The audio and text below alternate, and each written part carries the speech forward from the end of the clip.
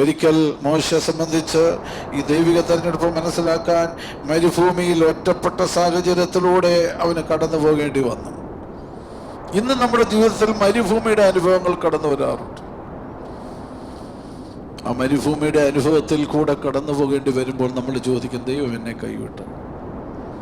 പ്രിയപ്പെട്ടവരൊരു മരുഭൂമിയുടെ അനുഭവം നമ്മുടെ ജീവിതത്തിലെ ശ്രേഷ്ഠതയിലേക്ക് നമ്മെ എത്തിക്കാനുള്ളതാണ്. ഒരുപക്ഷെ നമ്മുടെ ജീവിതത്തിൻ്റെ മരുഭൂമി ഒരു രോഗമായിട്ടായിരിക്കാം കടന്നു വരുന്നത്. നമ്മുടെ ജീവിതത്തിൻ്റെ മരുഭൂമി ഇതുപോലുള്ള പ്രതിസന്ധികളായിരിക്കും.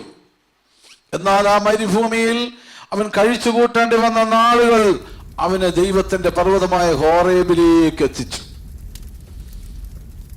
ദൈവത്തിന്റെ പർവ്വതത്തിലേക്ക് നടന്നെടുക്കുക എന്നുള്ളത് എല്ലാ ദൈവിക മനുഷ്യരുടെയും ലക്ഷ്യമാണ്. ദൈവം ഹോറേബ് പർവ്വതത്തിൽ മുൾപ്പടർപ്പിന് ചുറ്റും അഗ്നിയെ കത്തിച്ചുകൊണ്ട് ദൈവം മോശയെ വിളിച്ചു.